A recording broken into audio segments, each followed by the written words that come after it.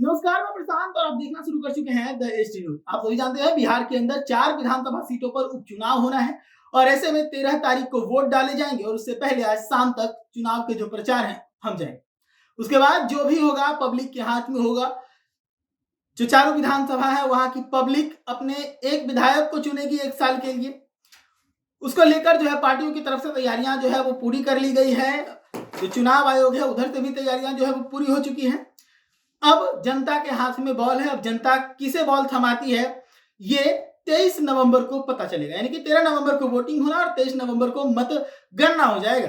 लेकिन उससे पहले तरारी विधानसभा की बात करें जहां पर उपचुनाव होना है वो हॉट सीट बना है। इसके पीछे का कारण है इस बार प्रशांत किशोर भी चुनावी मैदान में है और उनके चुनावी मैदान में होने के कारण ये दावा किया जा रहा था कई राजनीतिक विश्लेषकों के द्वारा और प्रशांत किशोर के द्वारा भी कि यहाँ का जो मुकाबला है वो त्रिकोणीय होगा।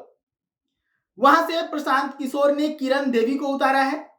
उनके सामने बीजेपी से विशाल प्रशांत है जो कि सुनील पांडे के बेटे हैं, तो वहीं सीपीआईएमएल से राजू यादव है। तो ये 3 कैंडिडेट हैं जिनके बीच में दावा किया जा रहा था कि वहां पर चुनावी जो लड़ाई है वो त्रिकोणीय होने वाली है। लेकिन अचानक से चुनाव के 72 घंटे के भीतर बीजेपी ने ऐसा पैतरा बदला है कि प्रशांत किशोर चारों खाने चित होते नजर आ रहे हैं। उनकी प्रत्याशी किरण देवी के रास्ते बंद होते नजर आ रहे हैं। क्या हुआ ऐसा, चलिए विस्तार से समझते हैं। देखिए, वहां पर अगर समीकरण को समझेंगे तो प्रशांत किशोर की तरफ से एक राजपूत प्रत्याशी को उतारा गया क्योंकि ये क्षेत्र जो है वो एक राजपूत बहुल क्षेत्र है।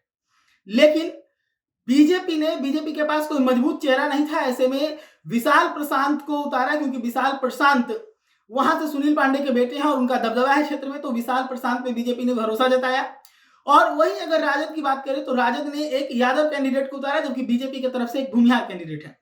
तो ऐसे में राजपूत बहुल होने का फायदा मिल सकता था प्रशांत किशोर को। लेकिन चुनाव के ऐन 72 घंटे के पहले यानी मतगणना के ऐन 72 घंटे के पहले बीजेपी ने एक नया दांव चल दिया। नया दांव यह चला कि तरारी विधानसभा क्षेत्र में अपने राजपूत राजनीतिक बाहुबलियों को उतार दिया। जी हाँ, बिल्कुल, जिनका राजनीति में दबदबा रहता है, जिनके राजनीति में तूती बोली जाती है, उनको उतारा है और वो डोर टू डोर कैंपेनिंग करने लगे हैं ताकि राजपूत का एक भी वोट छिटके नहीं।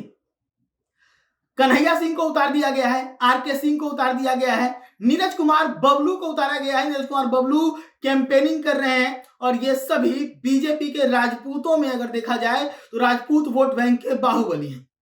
और ये तीनों तरारी के डोर टू डोर कैंपेनिंग में लगे हुए हैं, जिससे ये अब साफ हो गया है कि किरण देवी जो है वो चुनाव के तीसरा कोण बनाने में अब असफल हो रही हैं। यानी कि राजपूत वोट बैंक को एक मुश्त बीजेपी ये साध कर लेके आ रही है कि हिंदुत्व का नारा है बीजेपी के साथ।